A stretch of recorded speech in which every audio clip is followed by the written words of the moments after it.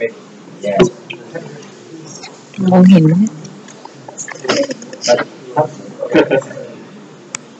Where are the lights? Uh, เหมือนให้ละครเลย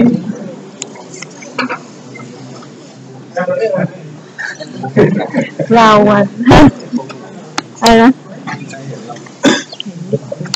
Good afternoon, everyone. I'm signing out with Domi, my friend, just going to the Globalization first presentation about view on shifting paradigms for the criticism and versus the globalization economy for Thomas Halley. Like I said, I'm Jamil, and this is Jamil. And our goals for this presentation is to provide a holistic view of the criticism versus the neoliberalization theory, and to analyze the contrast between these two theories, mainly, and to identify the reasons of shifting from the criticism to neoliberalization in the economics and to the different continents, and the third way theory application, which is newly developed by Tony Blair. So going to the criticism and neoliberalization theory, and talking about the theoretical part of that definition. The criticism theory is a theory which is totally related to the aggregate demand, constituted of the aggregate demand, and how the output affects on inflation, and the production, employment as well. And this theory took place between the 1945 and 1980s, which is after the World War, and as discussed by the labor economy. This theory mainly central belief of the thought that the government and the social intervention can be stabilizing the economy and can help the economy to be stable and have it like more stable and secure. In terms of the neoliberalization theory, it's a theory which is focusing on making trade between nations easier.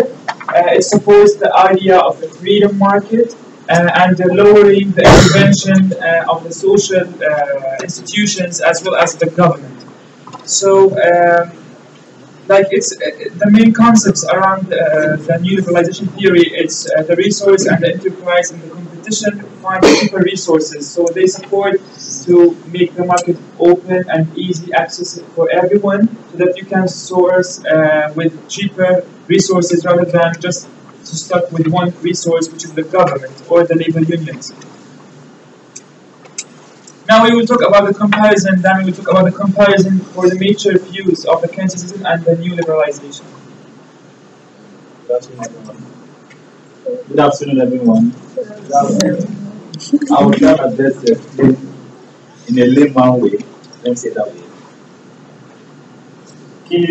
Keynesianism, I think what it means is that this theory will support full employment, because they believe if there's full employment, people have money to spend, to buy things they want, the economy grows. And for that to happen, that means government has to intervene. Let's say that way. Government has to intervene. And how they intervene? By adjusting the market interest rates and other stuff that will make full employment happen. While those ones, they are kind of slow business. They support, they believe that they have the notion that the market is automatic, as in that's an automatic adjustment kind of style, in the sense that forces of supply and demand take place generally, things will happen, and as lecturers said earlier, people will be paid what they are worth. And so like they believe that it needs minimum government intervention for them for it to happen. So that's the major notion about it. And as I said earlier, Keynesianism was developed after the Great Depression and the World War II. That was when it ran. And it was in function until like the late 1970s. I think there was an oil price shock later where oil prices went up and there was a mini economic stagnation then. So that was when people felt let's switch. So they switched to that's when this new liberalism came back and took over. Then this one was okay. So maybe in this second half, we were saying when it gets to the next slide. So anyway, then these ones they believe there were theories that people believe that these ones didn't really give this one didn't really give adequate knowledge. But if you look at the article well, I think you understand it better than this. But they believe this one didn't really Christianity didn't really give adequate understanding on on on their own approach. On their own approach. As I said, anyway, it still is maybe the next slide you see more about this. So this one they believe in government institutional intervention by giving power. They believe that okay that there should be unions, there should be trade unions, there should be labor unions. That's what we mean by institutional intervention. But this one they wanted nothing to do with it. They believe that everything should be minimal. That's what I said earlier. Then similar as I said earlier, this one they wanted full independence. This one believed that intervention will lead to instability and the free market and to stabilize the law of things. That's similar to this to the whole general stuff of trade unions and labor unions too. So this one supported the social institutions. Why this one too they didn't support it. They believe that if it interferes, it will slow the economic growth and that it will slow down the economic growth. So that's the major. Then next slide. The decline here. It was during this time when the debate of whether people not really understanding what it means or what it saying. So this one they always insisted that capitalist economies are subject to agreed demand process, according to unemployment. They always believe that if people think the way if people allow things to happen themselves, things do not go in the way and it leads to massive unemployment. Meanwhile, as I said, this was very well. They wanted in to give them full employment. So that was when people, but meanwhile, that was the case that's why, but if you look at the from this was one of the reasons why it was declined. Because it was it wasn't really that so. Then in this class, in the Keynesian practice, there was a division among them. As I said, they had the Neo-Keynesians and the Post. The Neo-Keynesians, they were the Americans. They unfortunately. Actually, the new constitution goes with and sticks with the originally constituted codes and views that the people shouldn't be paid what they were. The post-constitution was struck with the new idea of the new liberalization, which is people should be paid what they were before.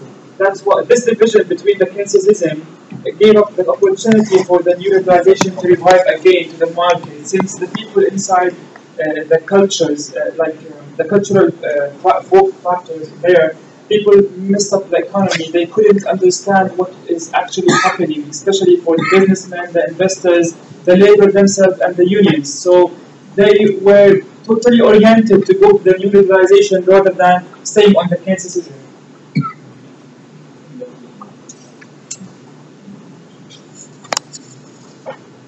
Anyway, so then as Keynesianism was fading out, obviously, as you said, life will give no space for that. Something has to come up. So people felt, oh, yes, neoliberalism is on. And as I said earlier, it came up around the method of economic stagnation in the 1970s. That's when people felt, okay, we need to change view. We don't want government intervention again. Let's allow markets to do the way they want to go. Let everything be the way they're meant to be.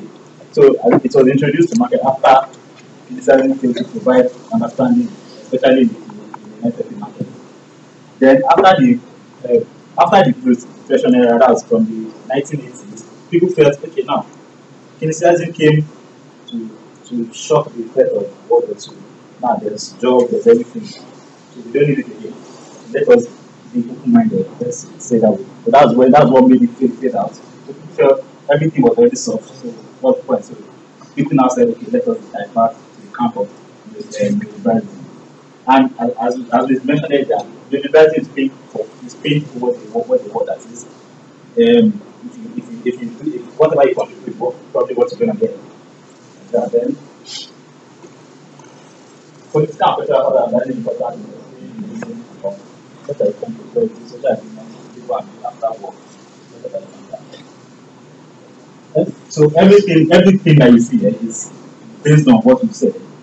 The notion that one supported government intervention, one did not. One believed that we need to intervene for things to go the way they need to go. Another one believes no, if you do it should stabilize the structure of the market. That's the major notion to do with the simple. Furthermore, adding for the revival of the neoliberalization, that the idea of the political and cultural factors playing in the market gave the neoliberalization the opportunity to interfere because the Keynesians were focused only on the political side and they avoided justification and giving a free understanding for the people as well. So the neoliberalization, when it came back and revived in the early 80s, two critical trends of the neoliberalization came up with, which is we already talked about in the class, which is the income distribution and the aggregate employment determination.